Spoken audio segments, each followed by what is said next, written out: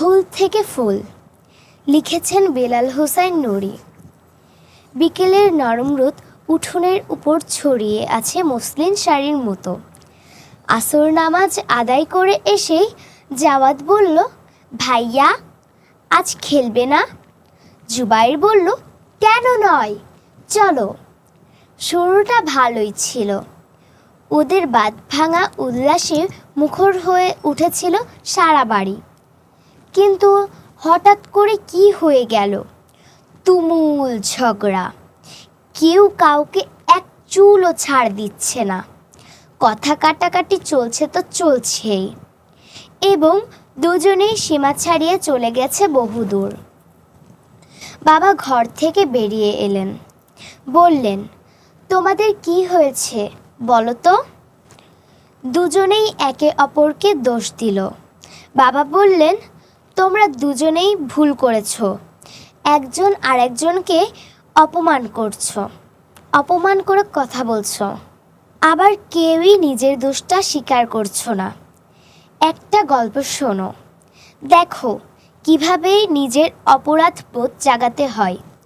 সাহাবী রাবিয়া বিন কাব আল আসলামি রাদিয়াল্লাহু তাআলা আনহু বললেন, আমি রাসূল সাল্লাল্লাহু আলাইহি ওয়াসাল্লাম এর খেদমত করতাম। তিনি আমাকে এবং আবু বকর রাদিয়াল্লাহু তাআলা আনহুকে এক টুকরো করে জমি দিলেন। একটি খেজুর গাছের সীমানা নিয়ে আমাদের মধ্যে মতভেদ হলো। আবু বকর রাদিয়াল্লাহু তাআলা আনহু বললেন, এটা আমার সীমানায়। আমিও বললাম, আমার সীমানায়। এ নিয়ে আমাদের মধ্যে কথা কাটাকাটি হলো।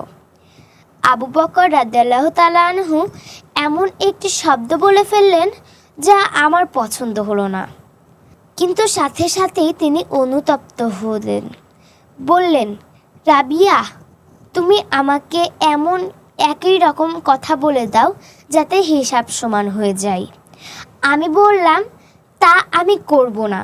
তিনি বললেন, তোমাকে করতেই হবে, তা না হলে আমি রাসূল সাল্লাল্লাহু আলাইহি সাল্লাম এর নিকট তোমার বিচার চাইব। আমি বললাম, তবুও আমি করব না। আবু বকর রাদিয়াল্লাহু তাআলা আনহু রাসূল সাল্লাল্লাহু আলাইহি সাল্লাম এর কাছে রওনা হলেন। আমি তার পিছু নিলাম।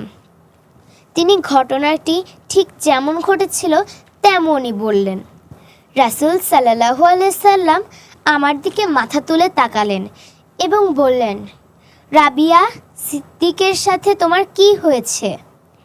আমি বললাম, ইয়া রাসূলুল্লাহ, ঘটনা এমন এমন ঘটেছে।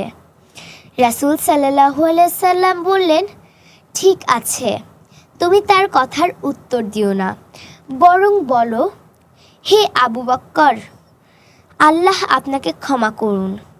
আমিও বললাম, হে আবু বকর, আল্লাহ আপনাকে ক্ষমা করুন।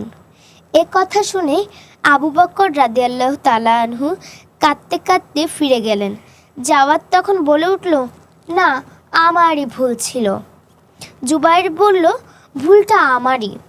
বাবা বললেন, তাহলে তোমরা একই কথা বলো যা নবীজি রাবিয়াকে শিখিয়ে দিয়েছিলেন। দুজনেই একে অপরকে বলল, আল্লাহ তোমাকে ক্ষমা করুক। বাবার চোখে তখন টলমল করছে আনন্দের অশ্রু। ধন্যবাদ।